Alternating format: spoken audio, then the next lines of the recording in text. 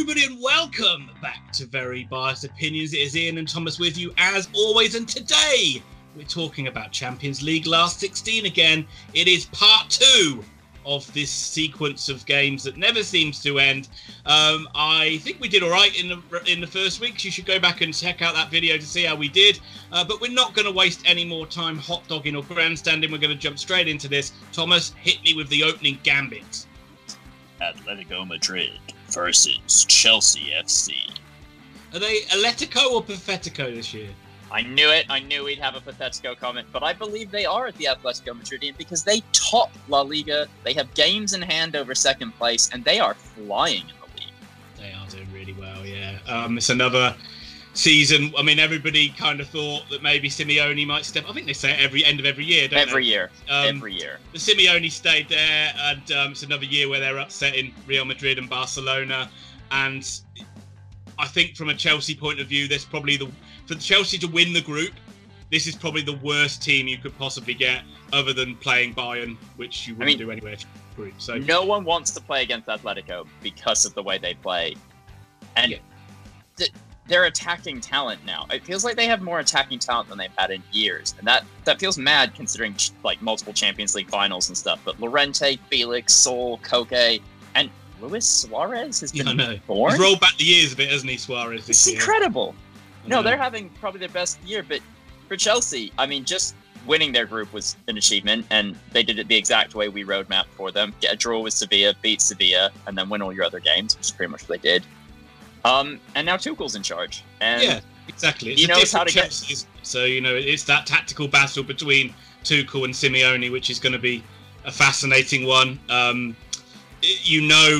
They're so well drilled, Atletico Madrid. This is going to be a really hard game. But Tuchel's got Chelsea pretty well drilled as well. But I have a feeling that you fancy Atletico in this one. Oh God, yeah, I fancy Atletico by the world's most boring scoreline of 1-0. I actually heard that you said off camera. Thomas said to me that if Chelsea win this tie, he would get circumcised live on camera. Wow, I mean, you said it. They're thinking it. Well, I'm only saying what you said. Are you willing to cack on that bet?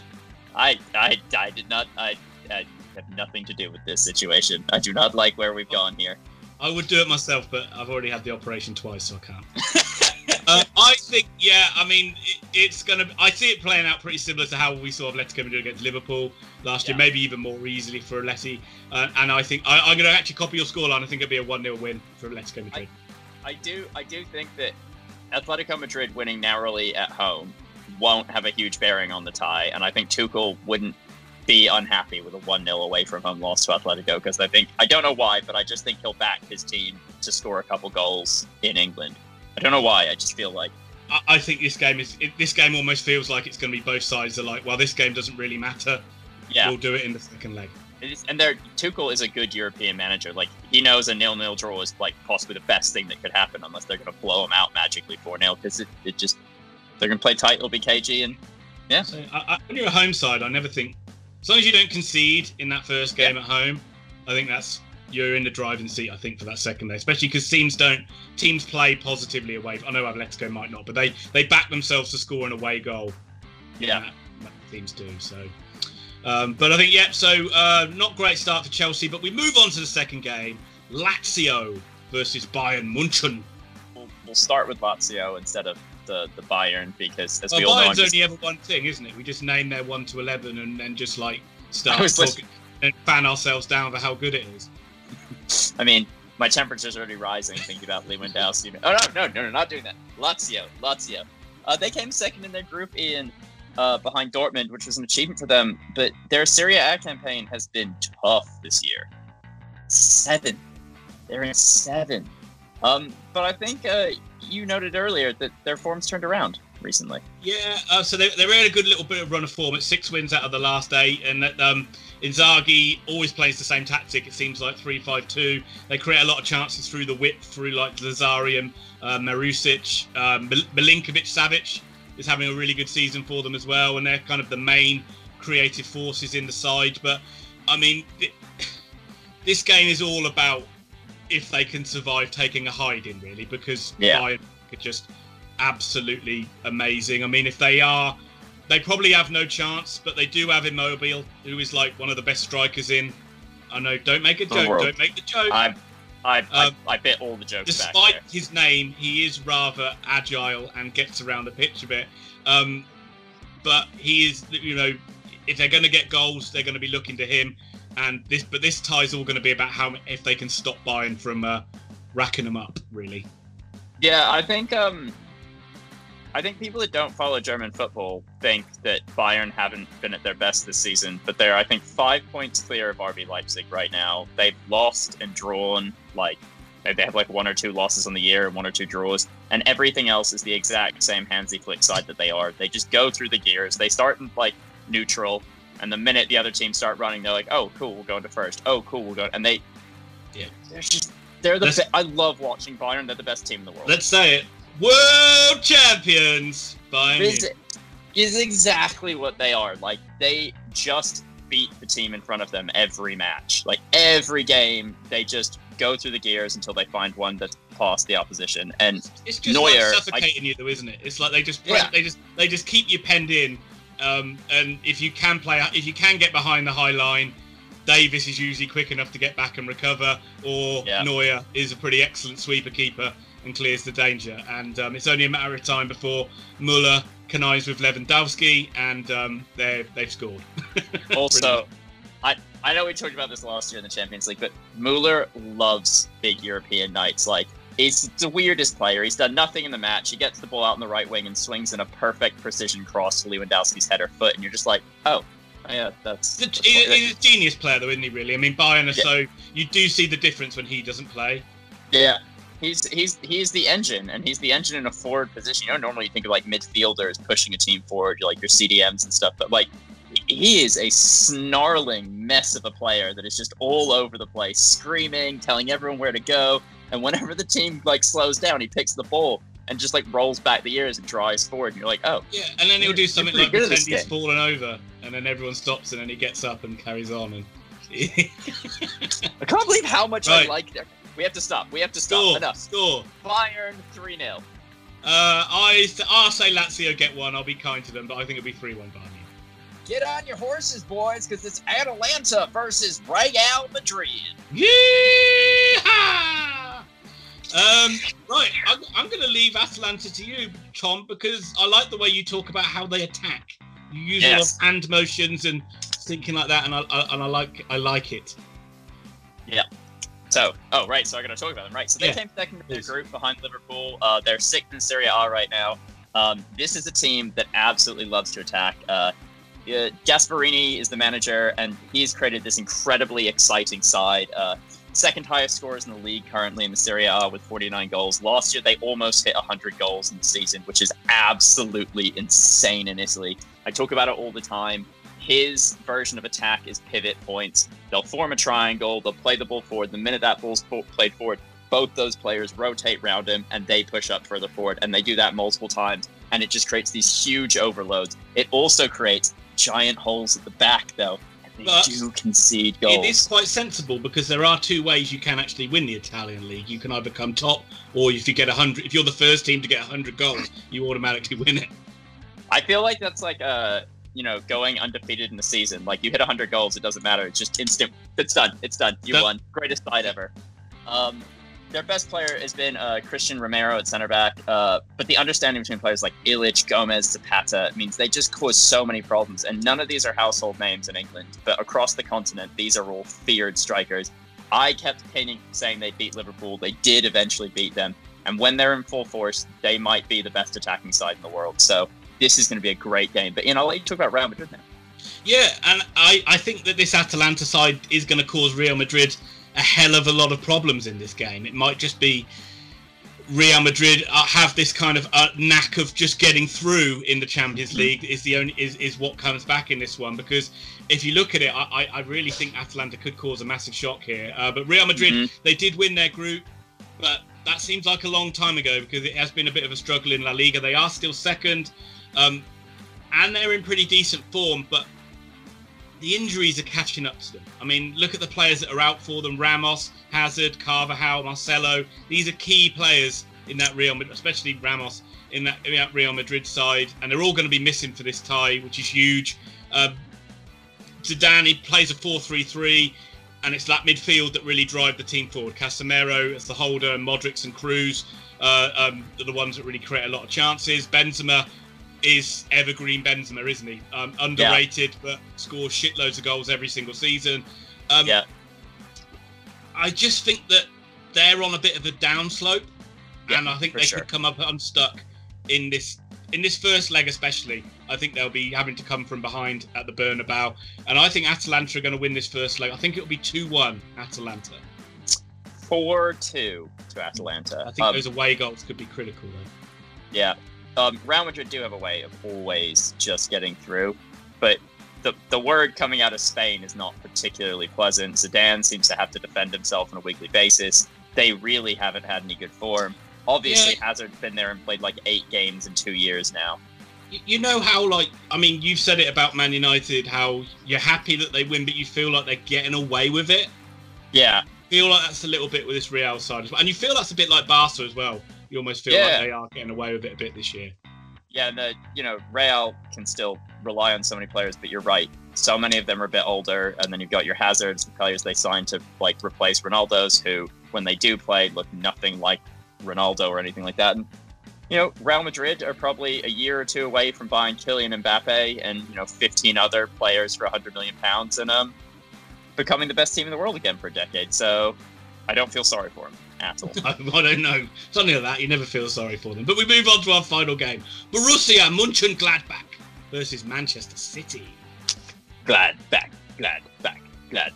I think Gladbach were one of our favorite sides last year when we followed the Bundesliga. Yeah, they were really good. They kind of unexpectedly kind of snuck in there and got that final Champions League spot on the final day of the season, I think. But they're not having a great season. They're 7th in the Bundesliga. There's a few sides underachieving in the Bundesliga this season, and they're one of them. But they did come second in their group, and they put in it was a tough group, and they put in some amazing performances and had some great wins in there. So they've done well to come through it. This season they've been a bit of the draw kings. They've thrown away a lot of points this season. The biggest problem is they've had injury problems to Player and Turan, who both had career years last year, playing out their skin. Turan looked like he was set to become one of the best strikers in Europe by the end of last year. Still may be. I mean, you can't. If you get injured, you get injured, isn't it? It's not. But they've really missed those two.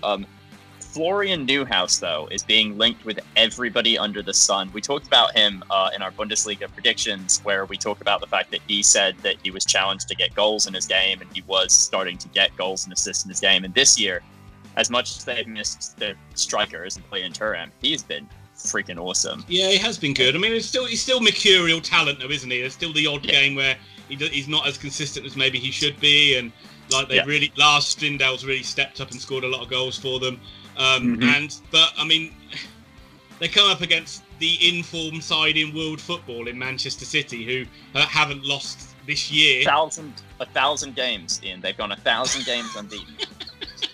Since they lost to Spurs back in 1925, they haven't lost a game.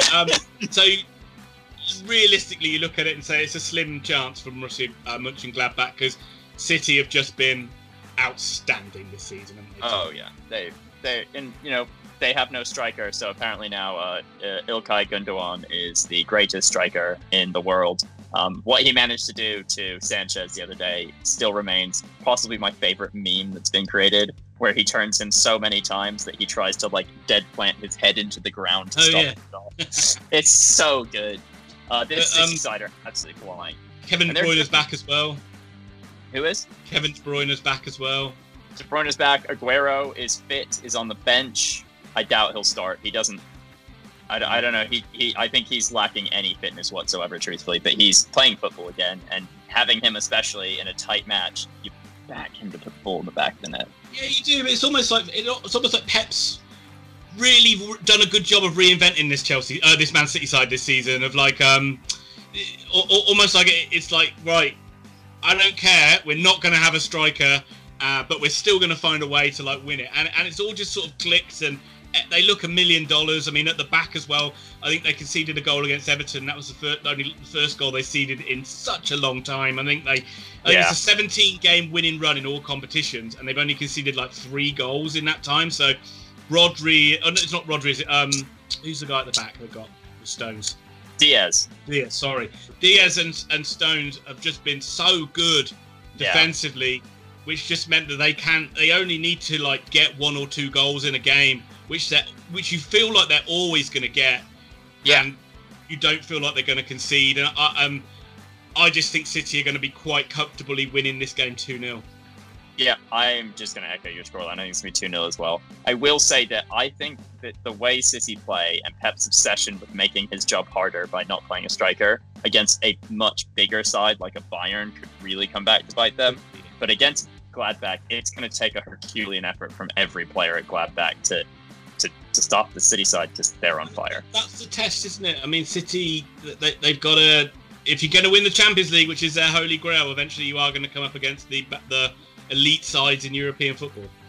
This does feel like the sort of year that City win the title, though, when they don't even have a striker out there and they're going to go and win it, and Pep Guardiola is just going to be sat there going, see what I can do? I don't even play strikers, and I beat you. He's due, isn't he? He's not won it in bloody years. He's not won it in nearly a decade, I think. No, he hasn't won it since he was at Barcelona. Yeah. Anyway, Thomas, I know before you jump in and say thank you, everybody, we're done. We're not done. It's Europa League speed round. Let's do this like Prague. Right, this one's going to be really quick. We don't need to say anything about the two sides. First leg was 0-0, which I think both sides will feel that's put them in a good position for this second leg. A dangerous situation for Leicester to be in, because obviously with the away goal situation for Slavia Prague, it's whether Leicester's backup players can get them through this game, because they weren't that good in the away leg. But you have to. I think Leicester will still be too strong, and I think Leicester will win by 2-1. Yeah, I think Leicester are going to win this 2-0. Tottenham Hotspur versus Wolfsberger. Tottenham absolutely smashed it in the first leg. This tie's done. 4-1 to Spurs. Gareth Bale rolled back the years, put in a really good performance. This Wolfsberger side's not good enough for Tottenham, and they can put all the reserve players out and they'll still win. 2-0 Spurs. Yeah, I'm going to go 2-0. I could see Vinicius scoring a goal in this. Rangers versus Royal Antwerp. What a game in Antwerp. Rangers are absolutely box office in this Europa League. They have amazing games. Every single time they play, it's a goal fest. This game was like they were 1-0 up, 2-1 down, 3-2 down, and came back to win it 4-3. This game literally had everything. Let's hope for more of the same, but let's hope Rangers come through it again, because Antwerp certainly aren't out of this tie. Let's go for a 3-1 Rangers win.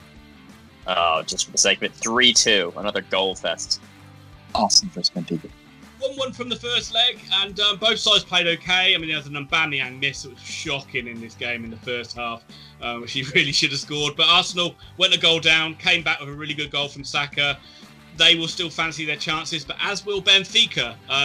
Arsenal have still got that Olympiacos performance in them, where they felt it would be an easy win at home, and it wasn't. So let's hope. I hope. I know you don't, but I hope Arsenal come through this one. I'll go for a 2-1 narrow Arsenal win. Not a chance. 2-1 Benfica. European powerhouse to destroy the gutters. It still makes me laugh. It still makes me laugh to see Man United in the Europa.